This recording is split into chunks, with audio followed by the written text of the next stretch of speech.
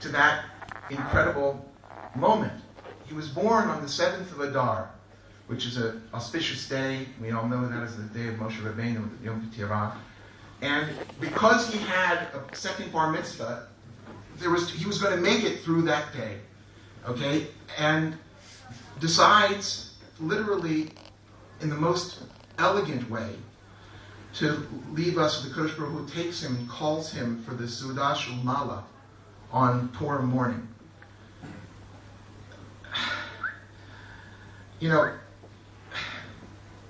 Basically, I look at Dad and I say, if there was any day you had to choose to go, or the Kodesh Baruch Hu had to choose to take you, it was Purim. Purim was Dad.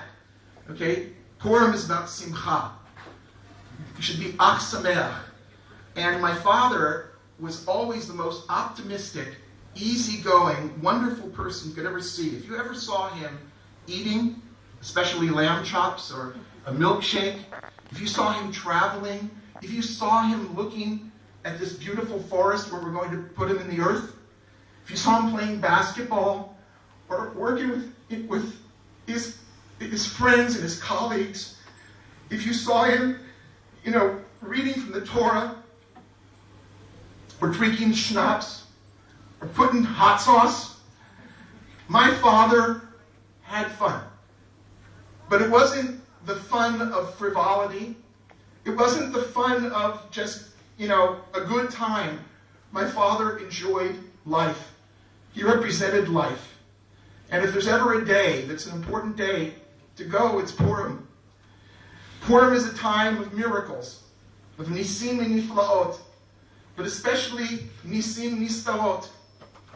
And my father, those of you who know, struggled against a terrible disease for 14 years, lymphoma. But it was about 6 or 7 years, and I don't remember when, until we knew that he had lymphoma.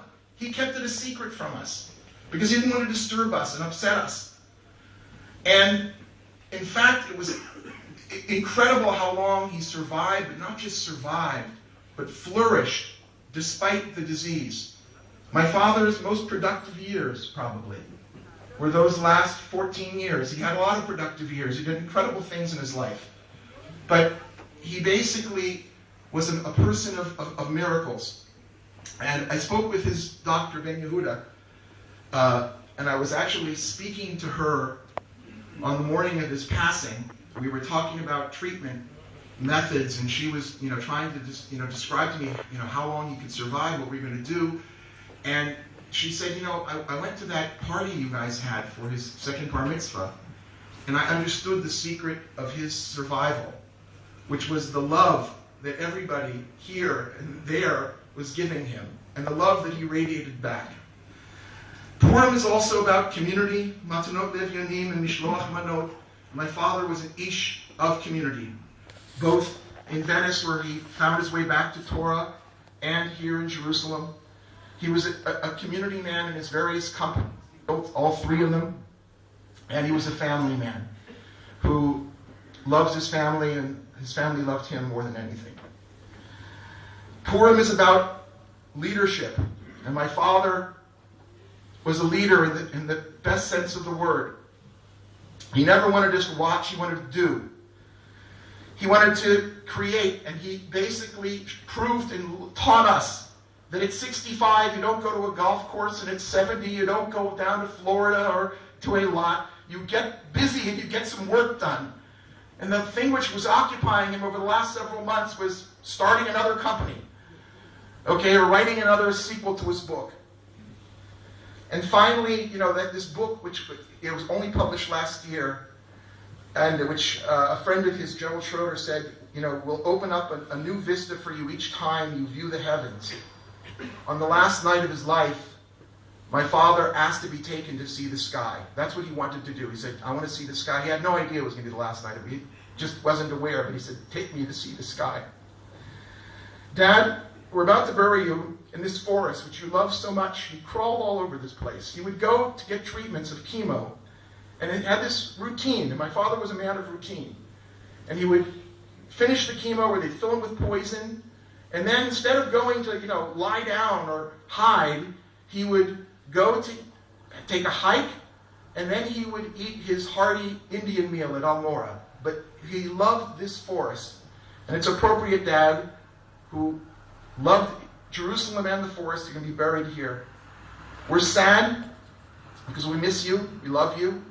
There's a sense of that there was so much more to learn. I can't believe I didn't sit with you and say, please explain the science and the Torah behind everything that you said at our table.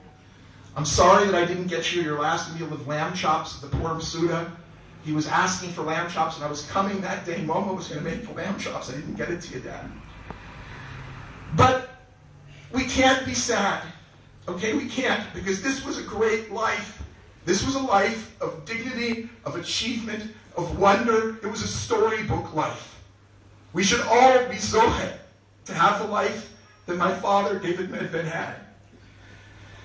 He's given us a message that Purim is going to be tied up in our lives for the rest of our lives with him. And we're going to remember him on Purim, which is the right time to do so.